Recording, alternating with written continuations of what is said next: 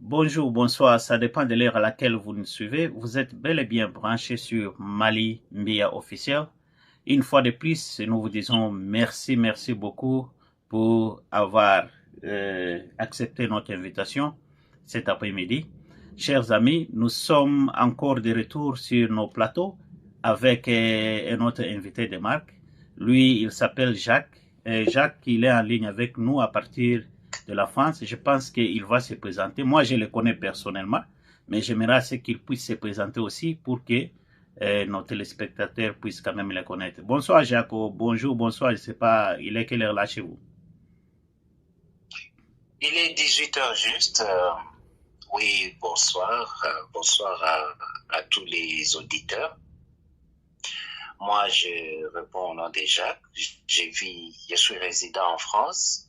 Je communique avec vous depuis la ville de Rouen, à quelques kilomètres de Paris. Ok. Bon, je suis congolais. Je suis congolais de père et de mère. J'aimerais aussi parler du Congo, mon pays,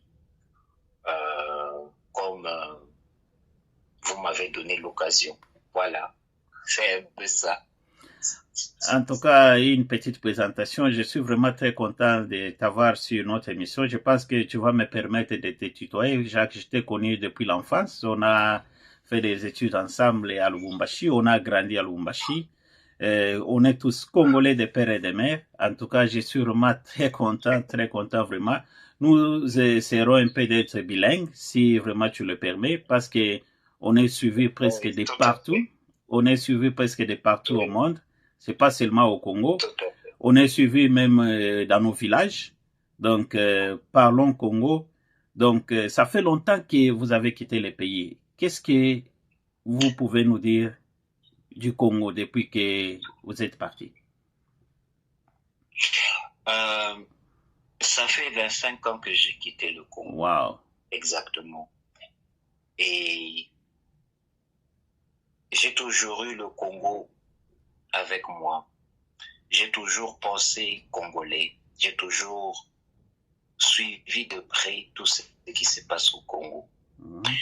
Et ma petite conclusion, c'est que le Congo n'avance pas. Euh,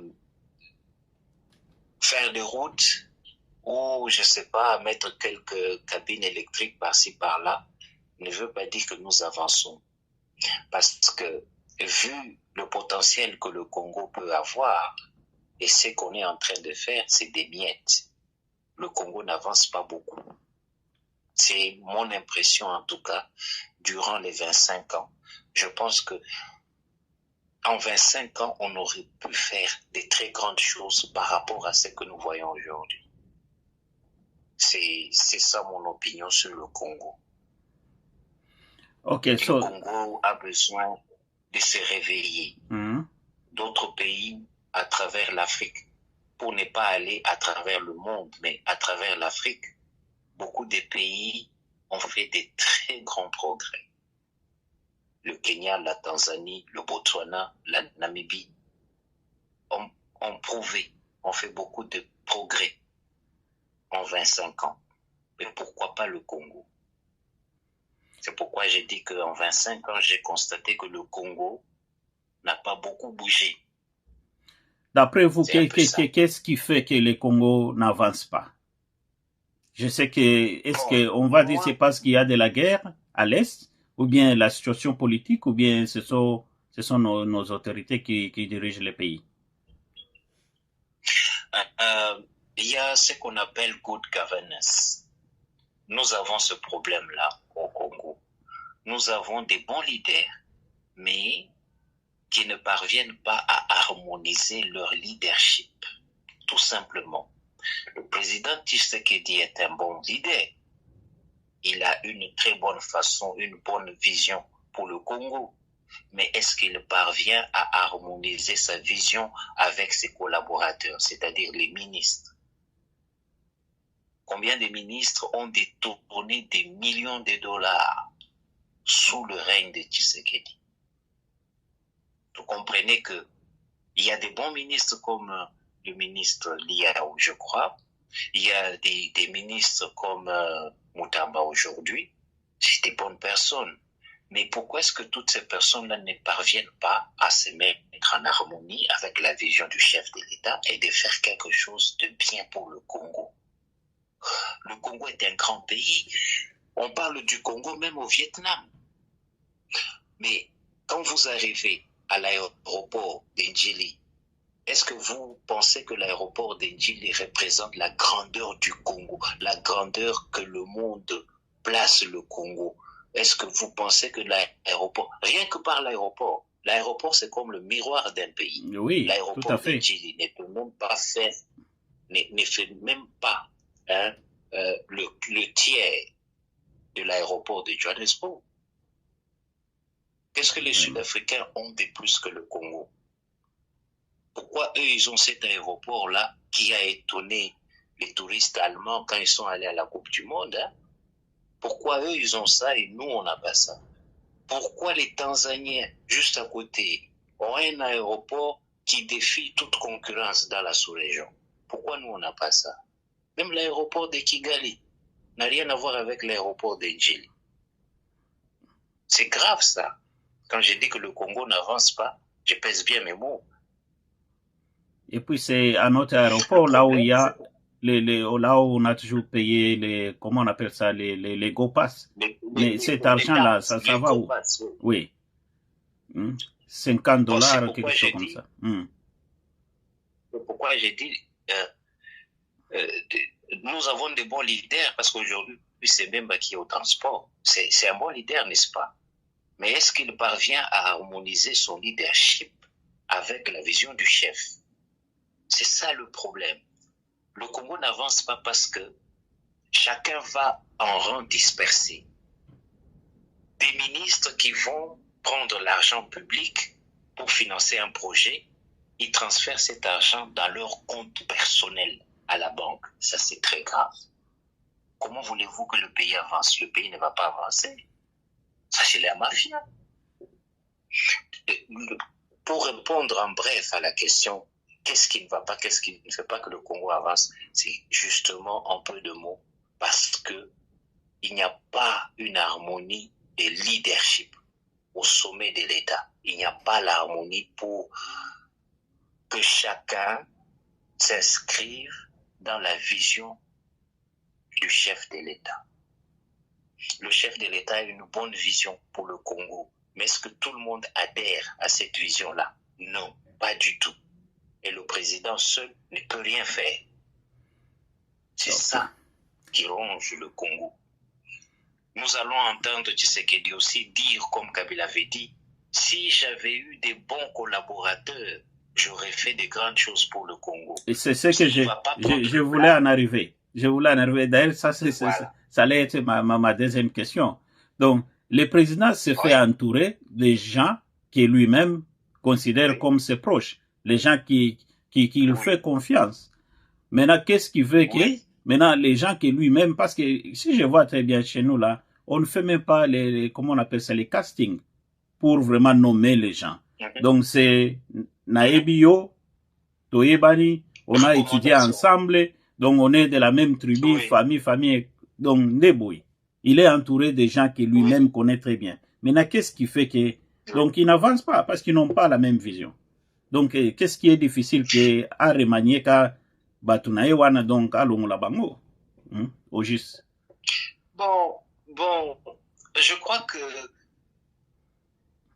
d'abord le président n'est pas sain. Il a aussi ses défauts. Le défaut que j'ai constaté, chez le président Tshisekedi, c'est que il est trop lent à prendre des décisions. On dirait qu'il a les mains liées. On dirait qu'il a eu des deals avec certaines personnes et qu'il ne peut pas juste les enlever parce que voilà, ils ont fait des bêtises. L'ancien ministre des Hydro, ou quelque chose. Yeah. Il a un dossier sur lui. Mais on ne pouvait pas imaginer que le président allait le reconduire encore aujourd'hui au sport. À peine arrivé au sport, le voilà qui demande 700 millions de dollars ou quelque chose comme ça pour reconstruire le stade des Martyrs. Ah, écoutez. Reconstruire les mêmes stades des Oui, un martyrs truc comme ça, hein. En tout cas, il faut. Oui. Il a demandé beaucoup d'argent pour réaménager le stade des Martyrs, un truc comme ça. Beaucoup d'argent, hein. Bon, alors moi, je dis ceci.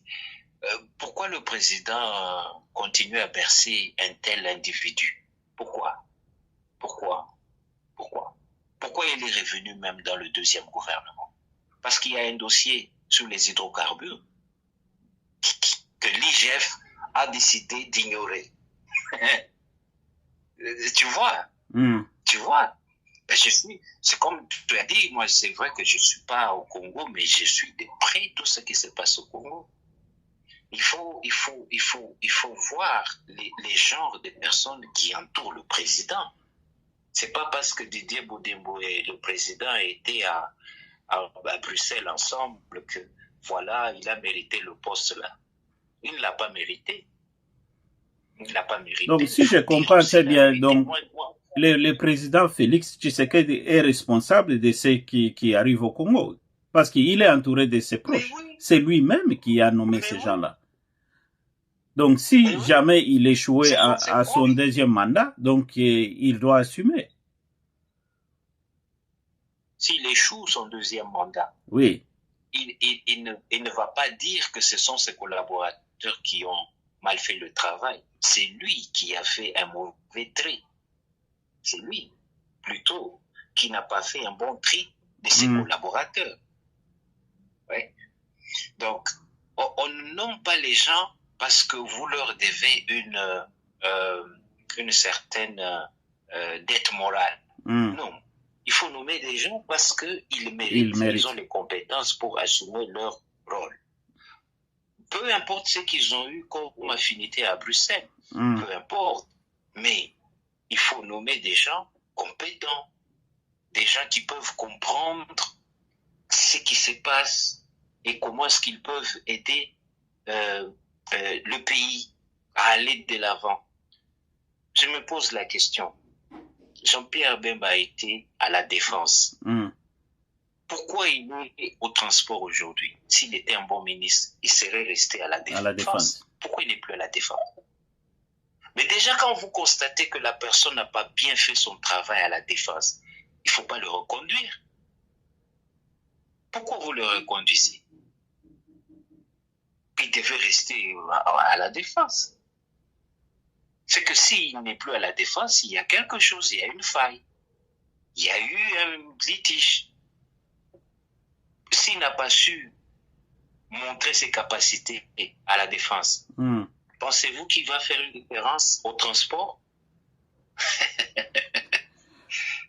Mais depuis qu'il a été nommé au transport, mais je ne l'ai jamais entendu parler. Je n'ai jamais entendu ça sortir. Non seulement ça. Le seul ministre dans ce gouvernement qui fait tapage, c'est le ministre de la Justice. Mais tout le monde là, donc, on dirait qu'il n'existe même pas. Oui, c'est ça. Bon, pour continuer, une deuxième réponse à la première question. OK. Comment voulez-vous que les choses aillent de l'avant si nous avons une situation telle que ce ne sont que les mêmes personnes, depuis que nous sommes à l'école, ce ne sont que les mêmes personnes, la même famille, qui revient au pouvoir, qui occupe des postes clés. Toutes ces années, ces personnes-là, pendant près de 30 ans, toutes ces personnes-là n'ont rien changé au Congo.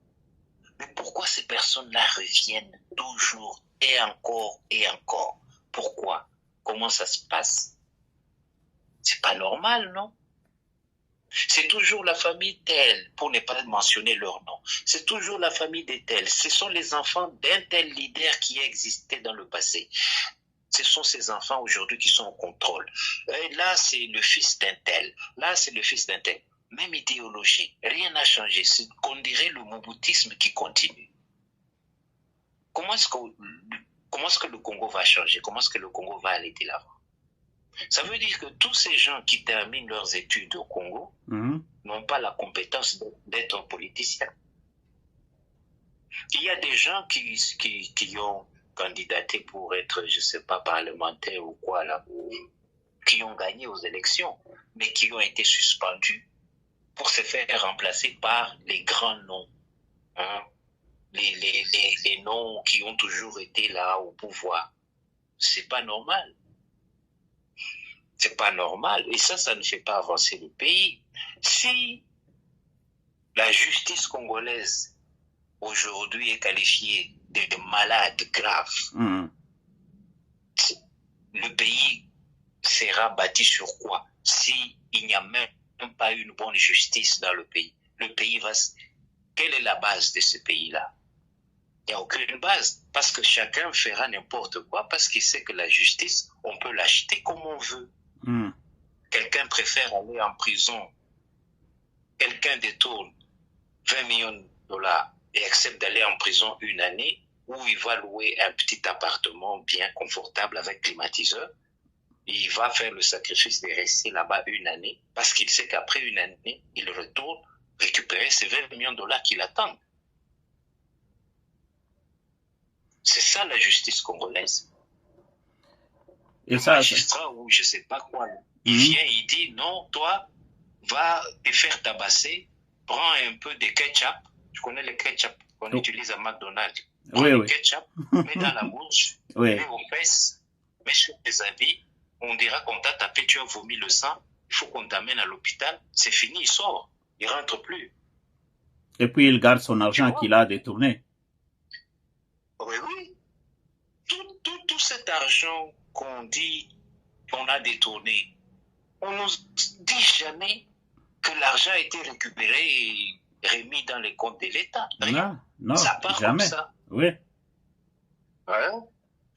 Donc, c'est ça la situation du Congo. Il faut que le président Tshisekedi dirige le Congo avec une main de fer.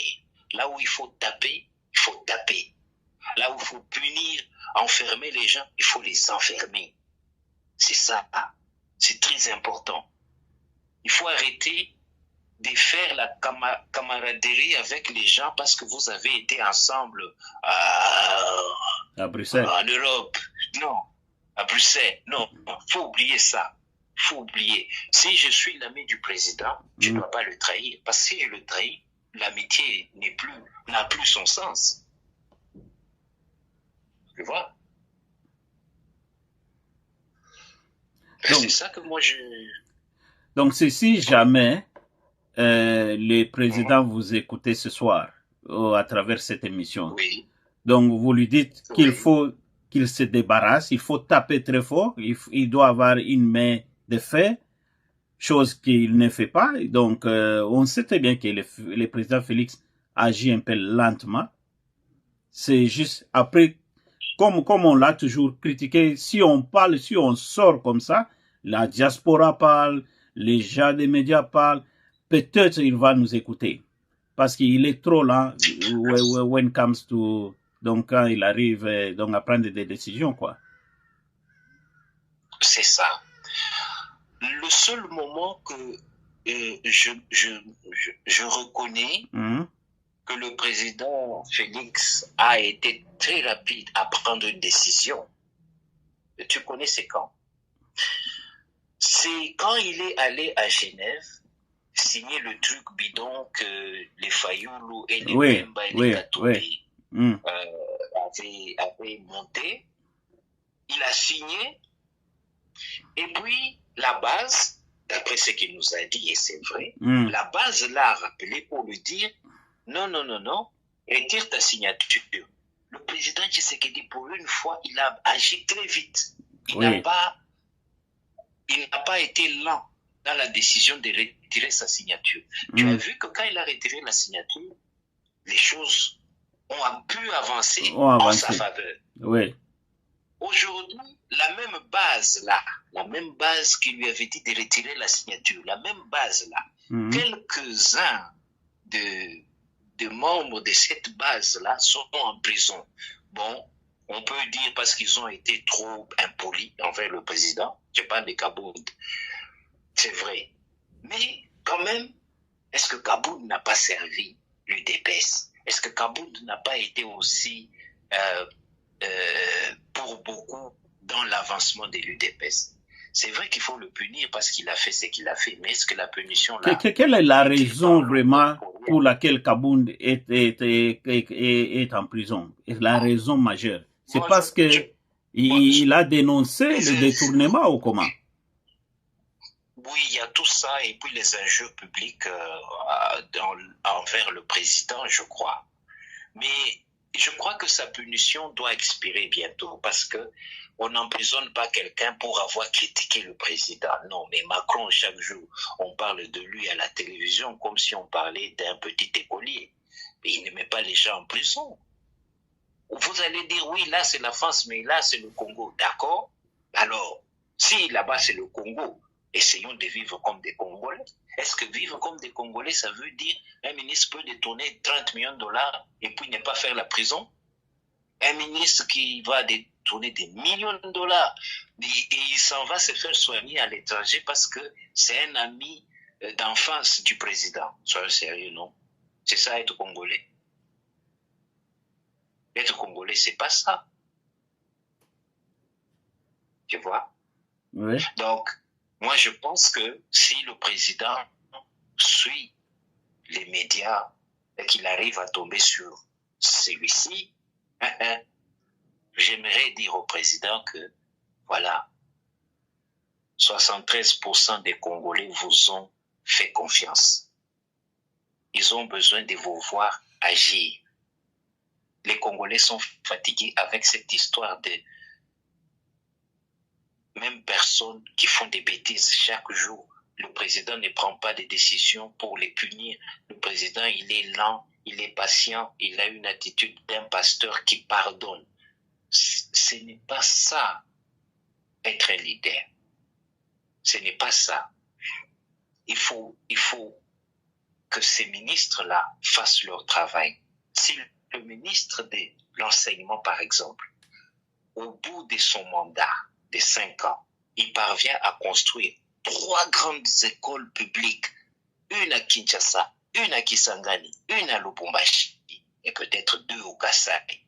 Si chaque ministre peut se dire, moi je suis ministre de l'environnement, ok, je vais, non, ministre de, comment on appelle, à l'habitat, ou quelque chose comme ça, mais moi je vais faire ceci, je vais construire un très grand complexe d'habitation avec des immeubles à Kinshasa par exemple, et puis au Kivu, et puis je sais pas où, je vais prendre le financement du gouvernement, je lui propose mon projet, et puis je fais ça. C'est-à-dire que quand tu quittes, quand ton mandat arrive à la fin, on sait que lorsque Malimbi a été ministre de l'Habitat, voici ce qu'il a fait. On se souviendra toujours de toi.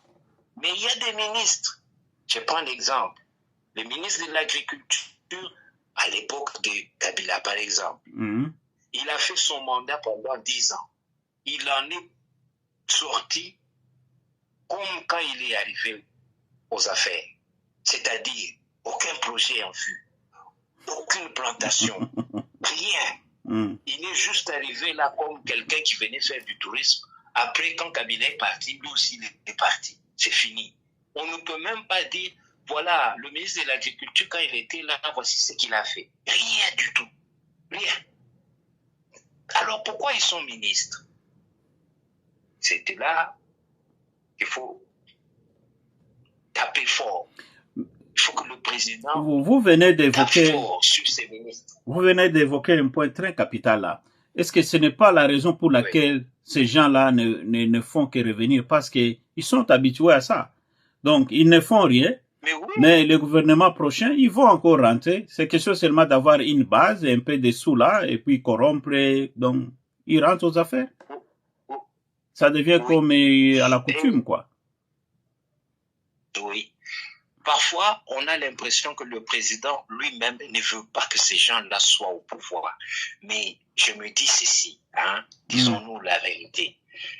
Est-ce que c'est pas mieux d'avoir Bemba dans le gouvernement plutôt que dans l'opposition? parce que c'est quelqu'un qui, bon, il est très facile à manier les armes. Il peut aller se jeter à l'est là-bas avec l'ADF, avec Zang, c'est qui l'autre là? Nanga, avec Nanga.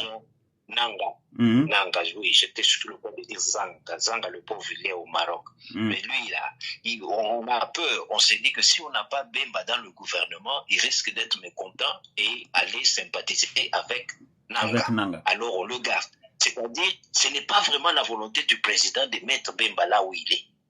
Tu vois? Tu vois? On peut dire c'est juste une hypothèse. On n'a pas de preuves.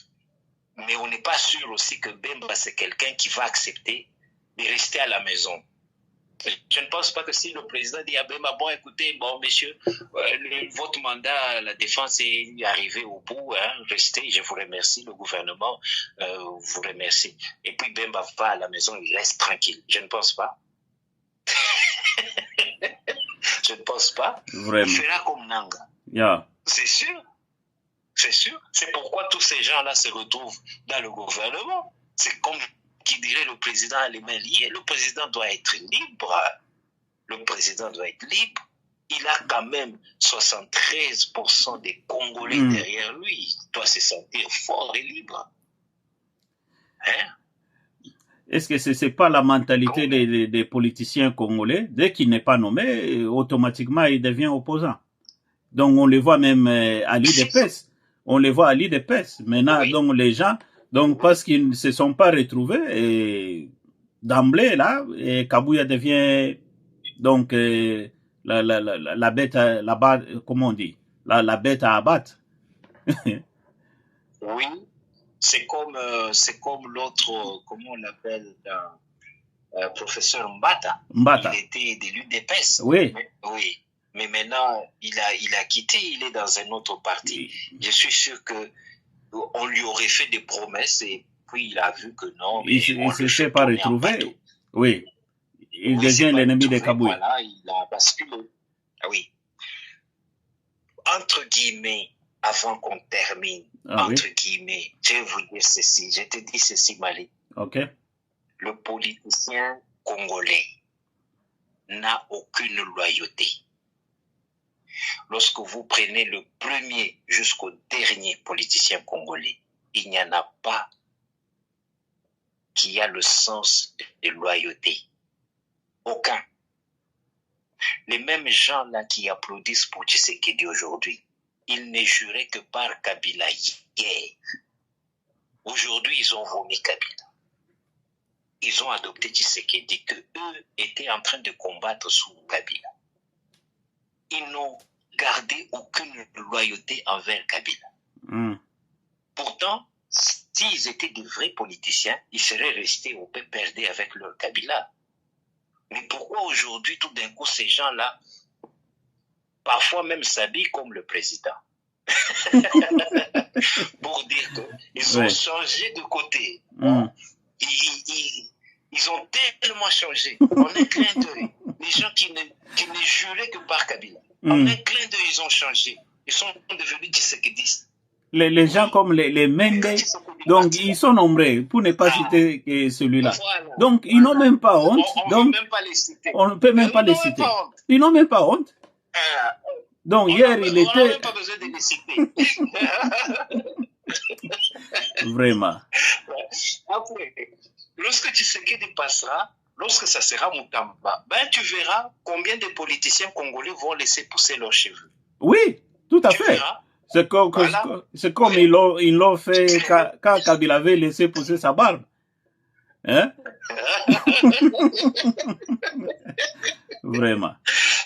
Ils n'ont aucune loyauté. Moi, si je suis de l'UDPS, je reste UDPS. Même si l'UDPS n'est plus au pouvoir, je reste UDPS, c'est tout. Je suis loyal à mon parti. Mais eux, là, ils ont quelle loyauté? Aucune. Aucune. C'est triste. Mais pourtant, il faut qu'ils grandissent, ces gens-là. Il y a d'un côté des politiciens qui roulent carrosse, qui vivent une vie de bourgeoisie extrême. Et de l'autre côté, il y a un peuple meurtri qui souffre comme pas possible. j'ai vu des images d'une femme qui accouchait dans une sorte de maternité. On appelle ça maternité juste pour donner une idée. Mais ce n'était pas une maternité. Vraiment. Ce n'était pas une maternité. Le lit, c'était des bois. C'était des bois qu'on a mis au sol. Non, mais... Et des planches. Et la femme devait accoucher là. Hein? Avec un docteur, soi-disant, je ne sais même pas pourquoi on l'appelait docteur, dans un village vers... attends, c'était où? C'est dans le Kasaï, près du Katanga en tout cas, mais dans le Kasaï. On appelle le monsieur, on dit qu'il est docteur, avec des matériels médical qui n'étaient pas stérilisés. Stérilisé. Oh God. Mais l'enfant là est mort de tétanos. Hein? C'est grave, c'est grave. Au moment où... il y a un ministre de santé. Et nous vivons dans un pays où les gens ne font que détourner des millions. Voilà. Et dans le même pays, là, il y a quelqu'un qui s'est dit, quand il se réveille le matin, il va au travail, il est ministre de santé. Et il n'est pas au courant qu'il y a de telles choses qui se passent dans le pays. Quand il voit ça, il est comme nous, il est étonné aussi de voir que, ça se passe vraiment au Congo, ça? Ben voilà. Mais il est ministre de santé. Jacques, on a beaucoup à se dire vraiment, on a beaucoup à développer sur notre pays. Oui. Je sais que si nous voulons vraiment rester sur le même sujet, on ne va pas terminer. Donc, on a beaucoup à se dire. Oui. Donc, avant de chuter, je voulais juste épingler quelque chose. Je ne sais pas si tu as aussi vu une petite vidéo qui circulait sur les réseaux sociaux où on voyait quelqu'un qui filmait nos amis qui venaient du Kasaï et qui allaient au Katanga. Oui. Un petit commentaire sur ça, je pense que tu avais vu ça aussi. Oui, j'ai vu ça et j'ai entendu un jeune Katangais qui disait des bêtises, qui parlait mal des Kasaïens qui allaient au Katanga. Moi, je pense comme ceci, c'est mon opinion. Je pense que la faute est de tous les deux côtés. La première faute, moi, je considère que les Kasaïens, ils doivent un peu arrêter de bafouer leur dignité de cette manière-là. Il faut arrêter. Un homme, c'est la dignité. Il faut tenir compte. Il y a quelques années, le peuple kassaïen n'enviait personne. Mais où est partie cette fierté? Où est partie cette dignité-là? Pourquoi quitter sa province, aller dans une autre province, à la recherche de quoi? À la recherche du boulot. Ils n'ont rien à manger. Il n'y a pas de boulot là-bas. Je sais qu'au Katanga aussi, il n'y a pas de boulot. Mais ils sont au pouvoir. Attends. Qu'est-ce que vous pensez trouver chez les autres que vous n'avez pas, ou bien que vous ne pouvez pas faire chez vous? Il faut se dire ceci. Le Kasaï est riche et le Kasaï peut s'en sortir sans dépendre du Katanga. D'abord, il faut penser comme tel. Tu ne peux pas quitter ta maison, soi-disant parce qu'il n'y a pas à manger, je vais entrer dans la maison du voisin. Mais non, Mali, c'est pas ça. C'est pas ça. Le sol kassaïen est fertile. Est-ce qu'on peut faire des champs au Kasaï? Oui, on peut bien. On peut bien le faire. Est-ce que tu penses que quelqu'un qui est dans le Katanga à Dilolo va quitter sa province à Dilolo là-bas pour aller à Lubumbashi, soi-disant chercher du travail? Mais pourtant, ils vivent là-bas, dans les mêmes conditions que le peuple du Kasaï. Mais ils peuvent faire les champs, mais comment est-ce qu'ils vont acheminer les vivres donc, dans des provinces ou bien dans des villes? Il n'y a pas de route. C'est toujours possible. Même, est-ce que tu as vu la vidéo de Moïse Dosangui, quelque chose comme ça, un ministre là? Oui.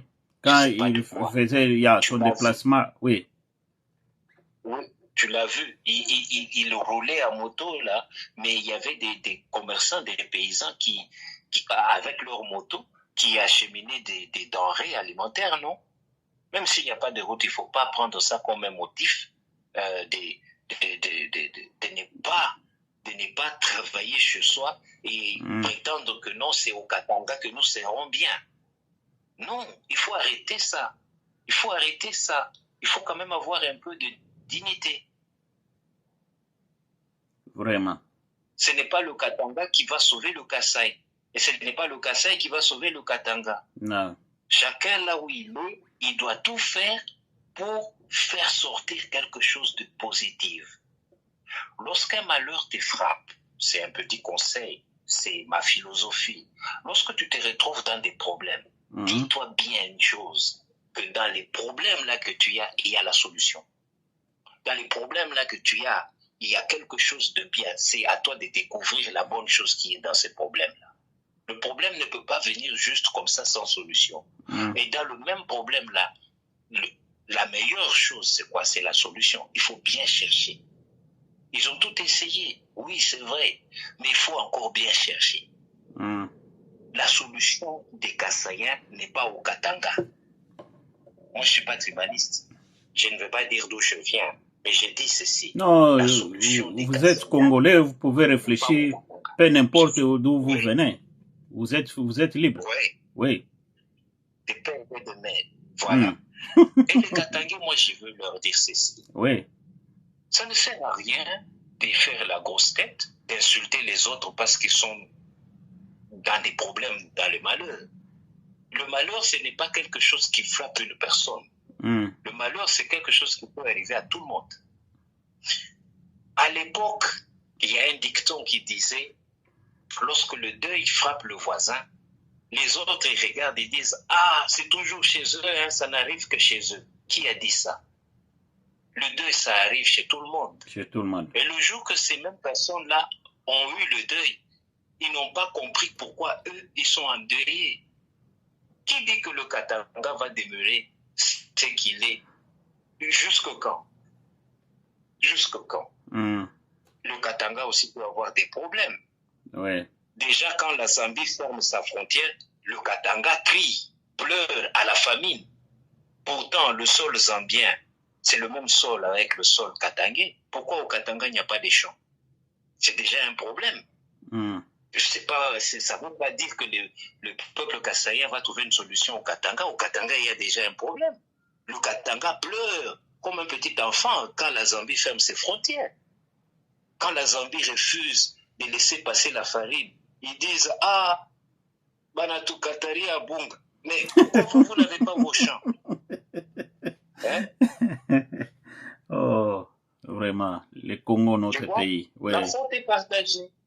La faute est partagée. Si moi j'étais au Kasaï, je ne serais jamais allé au Katanga. Jamais.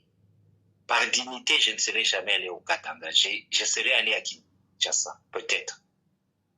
Ou encore mieux, je serais allé dans un autre pays. Mais il ne faut pas faire ça. Il ne faut pas que le peuple kassaïen pense que la solution à leurs problèmes de famine, c'est au Katanga. Non, non, pas du tout. Ils ne doivent pas penser comme ça. Pas du tout. Parce que les Katanga eux-mêmes, et la farine qu'ils ont là-bas, ce n'est pas pour eux. Si ça vient de la Zambie va continuer à vous nourrir jusqu'à quand? C'est ça le problème. Voilà. Jacques, en tout cas, je suis très content. Je croyais peut-être qu'on devait faire cette petite émission juste pour 20-30 minutes, mais j'ai comme l'impression qu'on a beaucoup à se dire et nos téléspectateurs seront vraiment très ravis de te réclamer encore. Je suis vraiment très content vraiment de t'avoir. Donc, pour chuter, est-ce que vous avez un mot de la fin? Je pense que vous avez tout épinglé, mais peut-être juste un mot de la fin. Mon petit mot de la fin, j'aimerais que le président prenne le leadership qu'il a entre ses mains au sérieux. Okay. Le président peut changer les choses. Le président peut prendre une décision avec son droit de veto. Arrêtons d'abord ces petits jeux-là de chien et chat. Voilà, pour prendre une telle décision, il faut que ça passe par... comment on l'appelle le président du Parlement? J'ai oublié son nom. Voilà. Kamere. Il faut que Kamere fasse voter une loi. Il faut que maintenant, le nouveau qui est au Sénat. Sama Lukonde. Oui. Sama Lukonde. Tu vois, ces gens-là m'énervent tellement que je perds leur nom. Tu vois. Donc, il faudra que le président fasse un effort de faire valoir son leadership. Lorsque Kamel est parti à l'UNIKIN, il a dit, nous manquons de leadership au Congo. On a dit, ah, il a insulté le président. Non, il ne l'a pas insulté. Le président, il a le leadership, mais il ne l'exerce pas. Il ne l'exerce pas. Il dit, le président dernièrement a dit, ah, mais voilà, il y a de la stratégie dans ce qu'il fait. Et là, quelle stratégie? Les gens meurent de faim. Quelle stratégie il y a là-bas? Nous, on ne va pas manger la stratégie. Jacques, en tout cas, vous allez revenir encore dans cette émission. Vraiment, on a beaucoup à se dire. D'ailleurs, vous m'avez donné une idée. Prochainement, on va parler de la stratégie du Congo. Parce que vous vivez en France, ça fait longtemps, vous avez quitté le pays, ça fait 25 ans. Donc, on va développer notre sujet prochainement. Ça, j'avise déjà nos téléspectateurs qui nous regardent. Donc, on va parler sur la stratégie du Congo.